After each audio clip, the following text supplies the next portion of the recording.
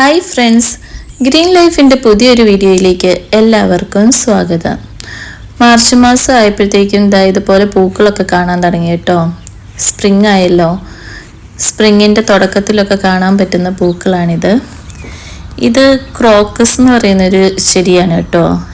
സ്പ്രിങ്ങിൻ്റെ തുടക്കത്തിൽ ഒക്കെ നമുക്ക് ഈ ചെടി നട്ടുപിടിപ്പിക്കുകയാണെങ്കിൽ ഇതുപോലെ പൂക്കളുണ്ടായി നിൽക്കും. ഈ പൂക്കൾ നിൽക്കുന്ന ഒരു ഗ്രൗണ്ടിലാണ്. കുറച്ച് അധികം ഏരിയയിലായിട്ടുണ്ട്. പല കളറുകളിലായിട്ട് ഉള്ളത് പൂക്കളുണ്ട് കേട്ടോ. ഇത് ദൂരെ നിന്ന് കാണാൻ നല്ല ഭംഗിയാണ്. പക്ഷെ അടുത്ത് ചെല്ലുമ്പോൾ നമുക്ക് കുറച്ച് അകലെ ഗ്യാപ്പിട്ടായിട്ടാണ് ഇത് നിൽക്കുന്നത്.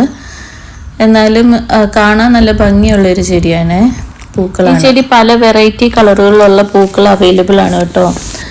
പർപ്പിൾ കളറുണ്ട്, വൈറ്റ് ഉണ്ട്, യെല്ലോ, പിങ്ക്, അങ്ങനെ പല വെറൈറ്റി കളറുകളിൽ ഇത് അവൈലബിൾ ആണ്.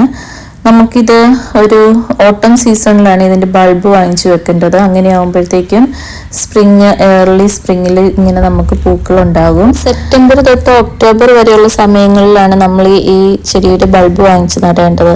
അങ്ങനെ ആകുമ്പോഴാണ് നമുക്ക് ഏർലി സ്പ്രിംഗ് ഒക്കെ ആകുമ്പോഴത്തേക്ക് ഇതുപോലെ പൂക്കളുണ്ടാകുന്നത്. ഇത് പെരീനിയൽ പ്ലാന്റ് ആണ് കേട്ടോ.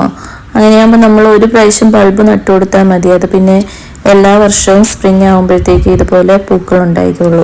ഇതുപോലെ ഏർലി സ്പ്രിങ്ങിൽ പൂക്കളുണ്ടാകുന്ന മറ്റ് പെരീനിയൽ പ്ലാന്റ്സ് ആണ് കേട്ടോ. ഈ ഡാഫോഡിൽസും ടൂലിപ്സും ബ്ലൂ ബെൽസ്, സ്നോ ഡ്രോപ്സ് അങ്ങനെയുള്ള മറ്റ് ചെടികളും ഏർലി സ്പ്രിങ്ങിൽ പൂക്കളുണ്ടാകുന്നതാണ് കേട്ടോ.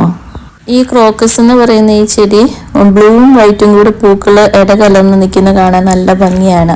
അതാണ് എനിക്കിഷ്ടം. ഈ ഗ്രൗണ്ടിൽ ഏതൊക്കെ കളർ പൂക്കളാണ് ഉള്ളതെന്ന് കണ്ടു നോക്കാം കേട്ടോ.